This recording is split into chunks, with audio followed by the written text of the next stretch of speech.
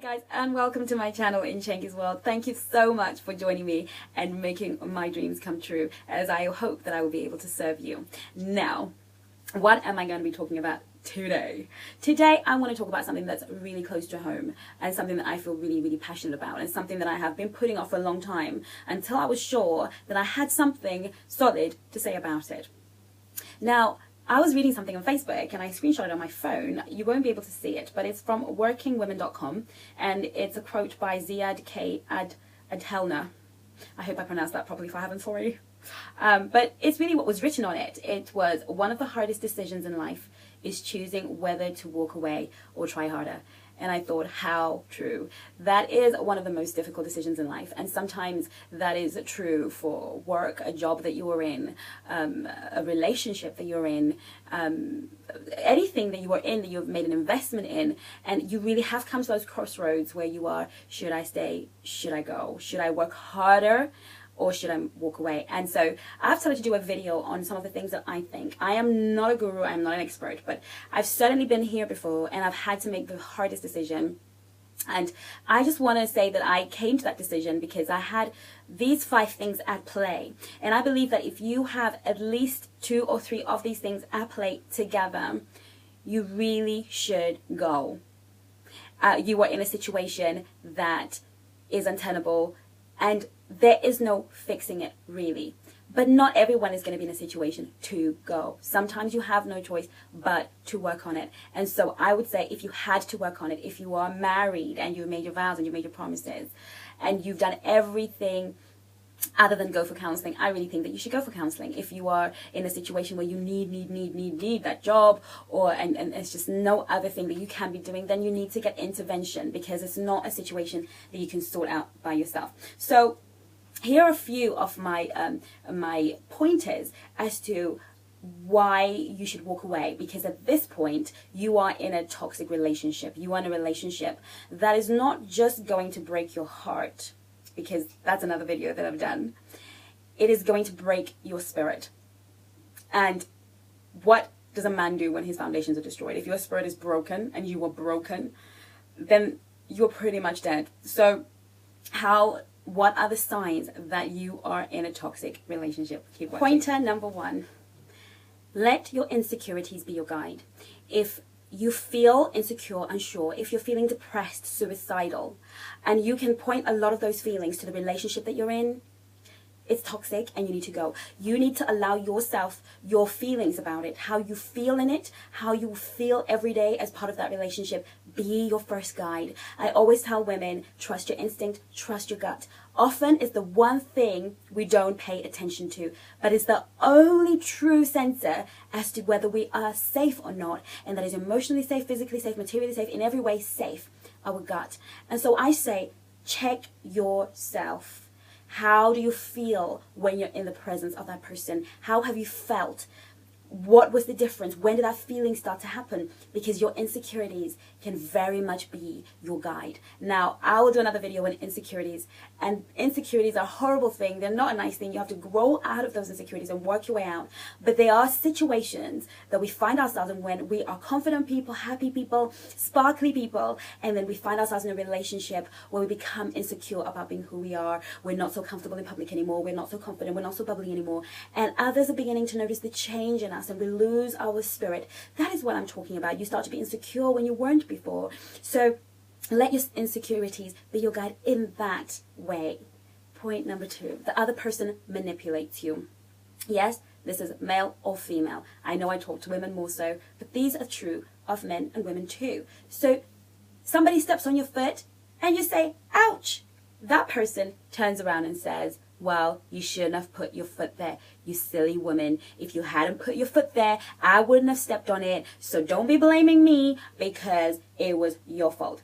If you find yourself in a situation where you're telling your man, this is how what you did made me feel, and at the end of that conversation, you will find yourself apologizing, saying sorry, second guessing yourself. He did it. He was rude to you, he did this, whatever it is, however big and however small. A really healthy guy, a good guy, knows always to cherish the feelings of his partner. A loving guy is never going to want to make you feel bad. So the moment you use the word, I feel uncomfortable, Oh, his world stops. He apologizes. He changes. Oh, I'm so sorry. I stepped on your toe, honey. Are you okay? Anyone that leaves you at the end of the conversation having manipulated it and twisted it, used your weaknesses against you in order for him to make you feel bad for something that he has done, you're in a toxic relationship. You've got to walk away. Here's demeaning and competitive. That's point number 3. You achieve something at work, you get a promotion. Oh, babe, I've just been promoted. Are you sure you're going to be good enough for that job? Are you sure that's something that you're going to be able to do, or is that you're going to be able to handle it? Undermines your achievement. Anything that you do that's great. Oh, I'm going away to whatever. Oh, it's not always safe there. You might get banned. I don't know if you should. Everything that you do, all your accomplishments are demeaned. Or he gets into competitive mode. So you say, oh, babe, I've just signed up for that degree at Harvard, at Oxford, at wherever, Open University. I'm so excited. I've been accepted. And then all of a sudden, he never spoke about going to school. Oh, well, I think it's time for me to do my master's or my doctorate. I think I should. There's always that one-upmanship, because you can never be strong, because your weakness is that person's strength. You're in a toxic relationship. A healthy relationship is when somebody goes, well done, baby. I'm proud of you. You've done a great job. What can I do to help you? That is healthy. Anything else is toxic. You find yourself walking on eggshells. Point number 4. Whenever you're in the company of that person, you are always walking on eggshells. Something you say, something you do, whatever it is, you're always checking yourself. You can never be yourself, because what you say, what you do, what you don't say, what you don't do affects that person's mood. You are literally the person who controls whether they feel good or not, whether they feel angry or not. So you are always worried. You don't want to upset them. You don't want them to feel bad, or they're always making you feel like they'll walk away. You don't want to lose them. They play on that insecurity. You're always walking in eggshells. Honey, if you find yourself walking on eggshells and find yourself totally responsible for somebody else's happiness, when if you do something or not, that relationship is toxic. Number 5, you feel like you're living with your parents. You've got to report where you're going, what time you're coming back, who you're with. You have a curfew. You can never make a plan without running it by him first.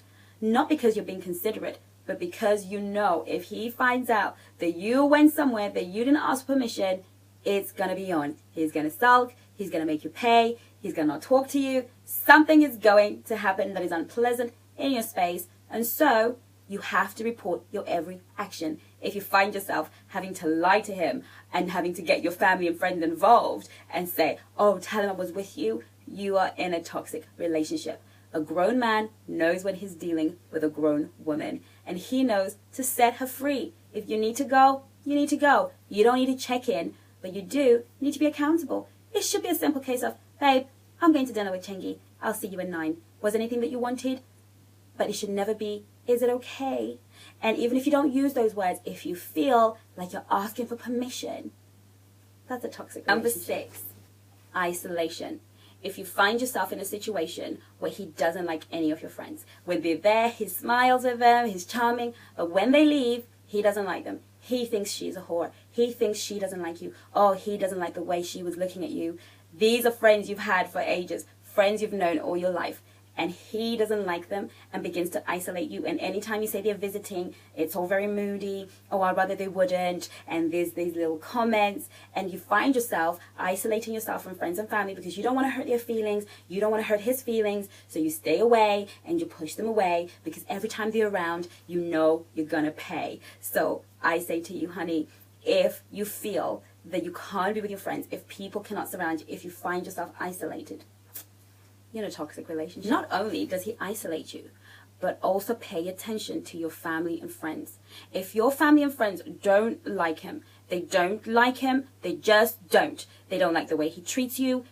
That is a ding, ding, ding. It is really important that the people who know you best like the person you're with. They have seen you grow. They have seen you blossom. They have been there in the hard times and the good times. They know you best. Oh, yes, you know yourself better. But when it comes to letting someone into your life, make sure that to an extent, the people around you who've known you best like him. And if they don't like him, they don't like the sound of him, they're not interested, let that be an alarm bell. I hope that helps. Number 7, He likes it when you're weak. This is a bit of a weird pattern because you really have to observe. When are the times when he is very strong? He's your hero. He shows up. He always has the right thing to say. He is your knight in shining armor. It's when you're weak. When you're strong and life is going fine, he spends all the time pushing you down. But the moment something goes wrong in your life, he shows up. Now, a good man will always play your hero, but he doesn't need you to be low. So let's say, for instance, something has happened, you're depressed about something. All of a sudden, he's strong. He wasn't talking to you. Things weren't going well, but he sees your weakness. He loves it when you're weak because it makes him strong. When you are strong, he wants nothing to do with you. He wants to put you down, but the moment you're weak, the moment something is going wrong, and he rides up. And that's always a bit of a dangerous one because it's always when you're weak, ready to walk away, finding the strength to walk away, that he becomes the greatest guy ever. All of a sudden, he knows where to buy flowers and how to treat a lady. He showers you with goodness. He showers you with his best self because he feels you pulling away. You are at your weakest. And then you feel bad because you think, that's why I love you. That's why I'm in a relationship with you. How can I leave this wonderful guy? The moment you're happy, the moment you're feeling happy in that relationship, then the cycle begins again. He starts to push you down. He starts to do things. Then you know you're in a toxic, horrible relationship. Guys, these 7 points are not all the points they are. There's so many other signs. Money, it has to be accounted for. We have to have joint bank accounts or else we're not together. Think about all of those issues. But above all, it's controlling. Are you in a controlling environment? Are you in a controlling relationship? Can you be yourself? Do you feel like you can breathe in that relationship? Do you feel happy and secure? There's so many other things that I can't even begin to touch on in this video. Cheating, making you feel cheating with your friends and all these things that happen, but that's a whole different video. But these are enough points for you to know. And sometimes they happen really early in the relationship. When you start seeing these signs, start to feel these things, it's really time for you to tell that boy goodbye. When you're in that relationship and you're stuck in it for a while, it is harder. But if you heard what I had to say and thought, those are true of my relationship, then honey, you have 2 options. That is to get intervention or to walk away. It's completely up to you. I hope you enjoyed this video. I hope it was helpful. And if you have a friend or a family member that needs to hear something like this, that needs an intervention from you, make sure you share it and make sure you comment and make sure that you love you more than anyone ever will. Thank you so much for watching and take care of yourself. Bye-bye.